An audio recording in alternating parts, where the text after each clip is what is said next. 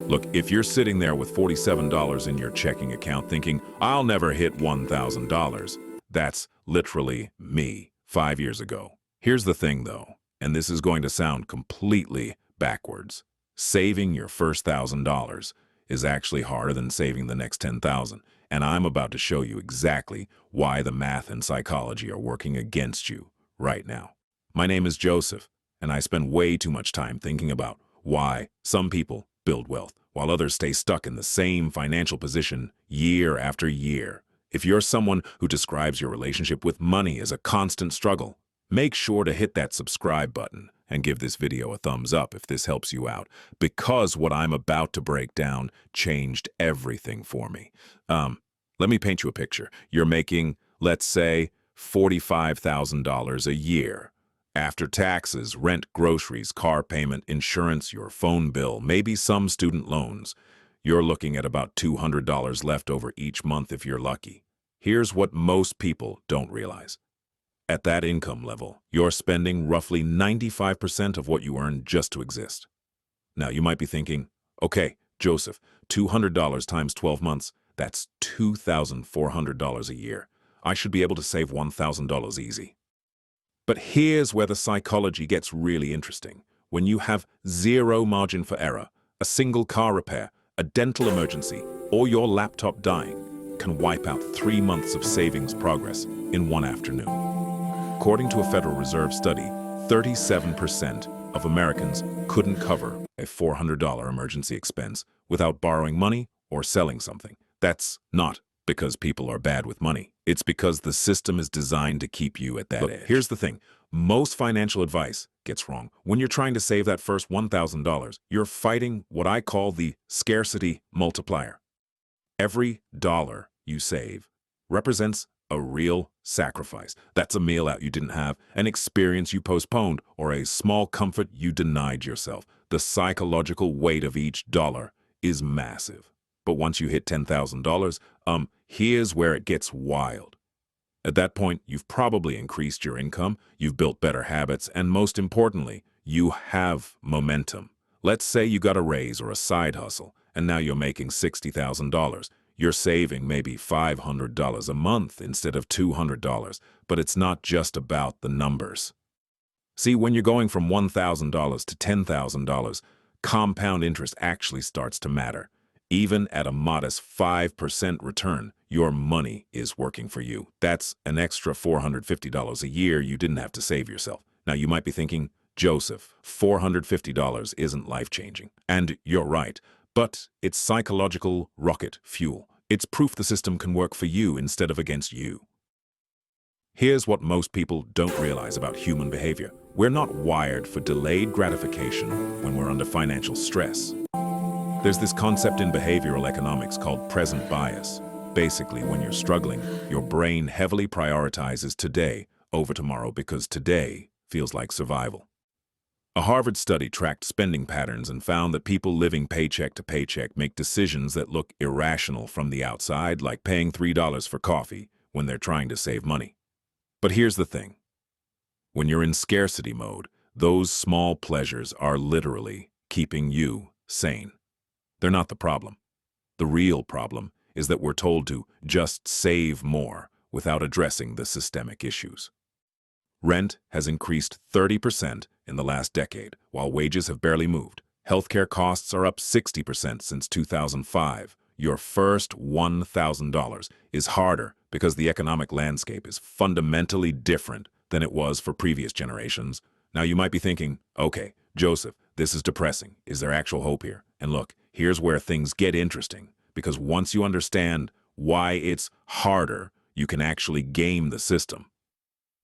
That first $1,000 isn't really about the money. It's about proving to yourself that you can do it. It's about building what psychologists call self-efficacy, the belief that your actions matter. Once you hit that first milestone, something shifts in your brain. You start seeing yourself differently. You're no longer someone who can't save money. You're someone who has saved money. And here's what most people don't realize. Going from $1,000 to $10,000 is easier because you've already solved the hardest problem, which isn't the math. It's the identity shift. You become a saver. At that point, you're not fighting against yourself anymore. You're just executing a plan you've already proven works. So let me give you the actual playbook that got me from broke to building wealth.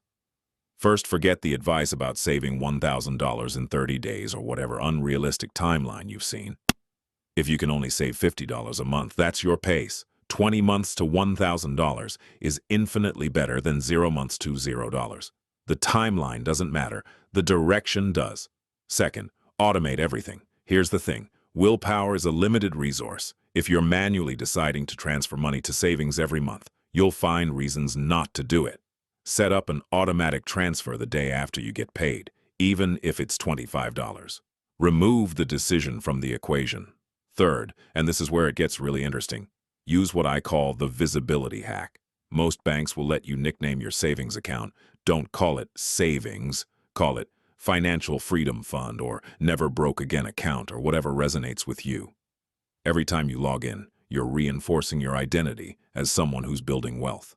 Fourth, track the percentages, not just the dollars. Going from $0 to $100 is literally infinite percent growth. From $100 to $200 is 100% growth. These psychological wins matter more than you think. Celebrate them. And here's the thing most financial advice misses. You need quick wins early. Find one expense you can cut this week. Maybe it's canceling a subscription you forgot about. Maybe it's meal prepping instead of buying lunch twice this week. That's an extra $20 to $40. That's 2 to 4% of your first $1,000. That's real progress. Look, I want to be real with you about something. The reason your first $1,000 is harder isn't just about you. It's about a system that's designed to extract wealth from people at the bottom and concentrate it at the top. Credit card companies make 75% of their profits from people who carry balances. Overdraft fees disproportionately hit people with less than $1,000 in their accounts. This isn't an accident, but here's what gives me hope. Once you understand the game, you can play it differently. That first $1,000 is your entry fee into a completely different financial system. Once you have it, you can avoid overdraft fees. You can pay cash for small emergencies instead of putting them on a credit card at 24% interest. You can take advantage of opportunities that only exist for people with a cushion. A study from the Brookings Institution found that households with at least $2,000 in savings are significantly more likely to recover from financial shocks without falling into debt. It's not just about the money, it's about options. Every dollar you save is buying you freedom. Here's where things get really interesting. Once you hit that first $1,000, the next $9,000 comes faster than you think. Not just because of compound interest, but because you've built systems. You've identified and cut expenses you didn't need. You've probably found ways to increase your income. You've built habits that make saving automatic rather than agonizing. I hit my first $1,000 in savings when I was 24, and it took me 18 months. I hit $10,000 less than 3 years later. It's not because I suddenly made 10 times more money. It's because I'd already done the hard work of becoming someone who builds wealth. The skills compound faster than the money does. And here's what nobody tells you. That first $1,000 is when you stop making decisions out of fear. You can negotiate a better price on your car insurance because you're not desperate. You can shop around for better rates because you have time. You can invest in yourself, a course, a certification, better tools for work because you're not constantly in crisis mode. Look, if you're sitting at $0 right now, or $200, or even $800, feeling like you'll never get there, I get it. That's literally where I was. But here's the thing. I wish someone had told me the first $1,000 is supposed to be hard. It's not a bug, it's a feature. You're building something that can't be taken away from you, the knowledge that you can do hard things, the proof that you can change your trajectory. So here's my challenge to you. Decide on your number. Maybe it's $25 this month. Maybe it's $100. Whatever it is, commit to it, automate it, track it, and 6 months from now, a year from now, come back to this video and leave a comment about how far you've come. If this helped shift your perspective even a little bit, hit that subscribe button. I make videos like this because I genuinely believe financial education should be accessible to everyone, not just people who can afford financial advisors. You got this. Let's build some wealth.